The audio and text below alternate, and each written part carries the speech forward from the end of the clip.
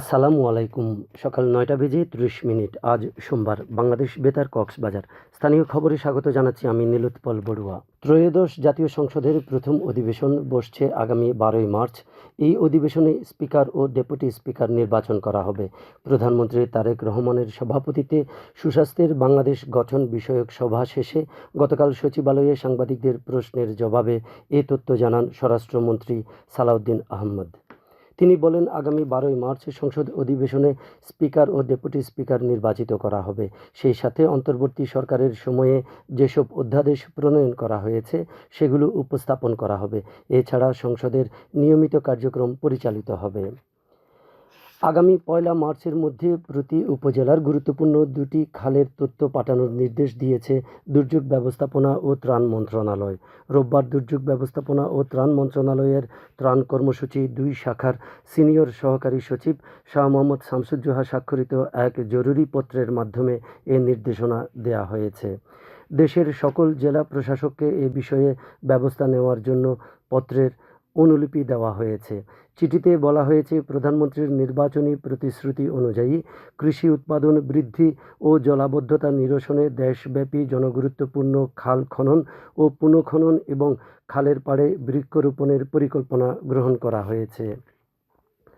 মহেশখালীতে পবিত্র রমজান মাসে দ্রব্যমূল্য স্থিতিশীল রাখতে ও অবৈধভাবে ফুটপাত দখলমুক্ত করতে অভিযান চালিয়েছে উপজেলা প্রশাসন।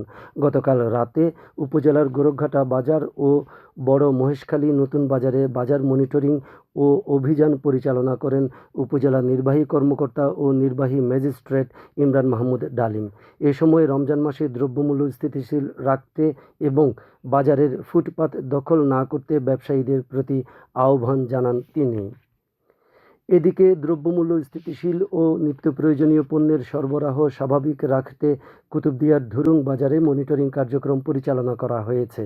গতকাল সন্ধ্যায় ধুরুং বাজারের কাঁচা বাজার, মাছ বাজার সহ বিভিন্ন স্থানে অতিরিক্ত মূল্য আদায়ে ব্যবসায়ীদের সতর্কীকরণ এবং মূল্য তালিকা নিশ্চিত করার আহ্বান জানান স্থানীয় ইউনিয়ন পরিষদের চেয়ারম্যান আলাউদ্দিন আল আজাদ। সরকারি নির্দেশনা অনুযায়ী রমজান মাস জুড়ে বাজার স্থিতিশীল রাখতে নিয়মিত বাজার মনিটরিং করা হবে বলে জানান তিনি। চকরিয়া উপজেলার বদরখালীতে বিশেষ কম্বিং অপারেশনের মাধ্যমে ২টি আর্টিসানাল নৌযানকে জরিমানা করা হয়েছে। গতকাল বিকেলে বদরখালী চ্যানেলে এ অভিযান পরিচালনা করেন উপজেলা সিনিয়র মৎস্য কর্মকর্তা মোহাম্মদ আনোয়ারুল আমিন। অভিযানকালে অনুমতিপত্র না থাকা ও সামুদ্রিক মৎস্য আইন ভঙ্গের দায়ে ২টি আর্টিসানাল নৌযানকে ১৬,৮০০ টাকা জরিমানা করা হয়। ভবিষ্যতে আইন ভঙ্গকারীদের বিরুদ্ধে আরও কঠোর ব্যবস্থা নেওয়া হবে বলে সতর্ক করেন মৎস্য অফিসের এ কর্মকর্তা। চকরিয়া উপজেলার কৈয়ারবিল ইউনিয়নে পবিত্র মাহে রমজান উপলক্ষে ১,২০০ অসহায় ও দুস্থ পরিবারের মাঝে ইফতার সামগ্রী বিতরণ করা হয়েছে।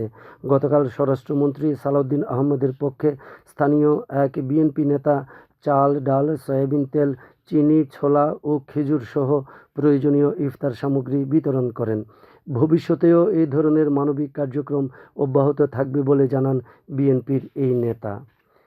উখিয়ায় জলবায়ু পরিবর্তনের ফলে স্বাস্থ্যগত ঝুঁকি মোকাবেলা ও প্রতিরোধ বিষয়ক সমন্বয় সভা অনুষ্ঠিত হয়েছে। গতকাল উপজেলা স্বাস্থ্য বিভাগের সহযোগিতায় উপজেলা স্বাস্থ্য কমপ্লেক্সের সম্মেলন কক্ষে একটি বেসরকারি সংস্থা এই সভার আয়োজন করে। এতে সভাপতিত্ব করেন উপজেলা স্বাস্থ্য ও পরিবার পরিকল্পনা কর্মকর্তা ডাক্তার নাসরিন জেবিন। সভায় বলা হয়, তাপমাত্রা বৃদ্ধি, অতিবৃষ্টি, ঘূর্ণিঝড়, বন্যা ও খরার ফলে নতুন নতুন স্বাস্থ্য ঝুঁকি যেমন ডায়রিয়া, ডেঙ্গু, শ্বাসকষ্ট সহ বিভিন্ন সংক্রামক ও অসংক্রামক রোগ দ্রুত বিস্তার লাভ করে। এসব ঝুঁকি মোকাবেলায় জনসচেতনতা বৃদ্ধি, প্রাথমিক স্বাস্থ্যসেবার মানোন্নয়ন এবং সম্মিলিত উদ্যোগ গ্রহণে গুরুত্বারোপ করা হয়। আবহাওয়া জানিয়ে দিচ্ছি, বাঁকখালী নদীর মোহনা ও সংলগ্ন এলাকার সামুদ্রিক জোয়ার ভাটার সময়সূচি। আজ জোয়ার শুরু হয়েছে সকাল ৮টা ২৯ মিনিটে, চলবে দুপুর ২টা ২৬ মিনিট পর্যন্ত। ভাটা শুরু হবে দুপুর ২টা ২৬ মিনিটে, চলবে রাত ৯টা ১ মিনিট পর্যন্ত। এখন জানিয়ে দিচ্ছি ইফতার ও সেহরির সময়সূচি। আজ ইফতার সন্ধ্যা ৫টা ৫৪ মিনিটে এবং আগামীকাল সেহরির শেষ সময় ভোর ৫টা ১ মিনিট। খবর শেষ হলো। আমাদের পরবর্তী খবর প্রচারিত হবে আজ দুপুর 2টা বেজে 30 মিনিটে।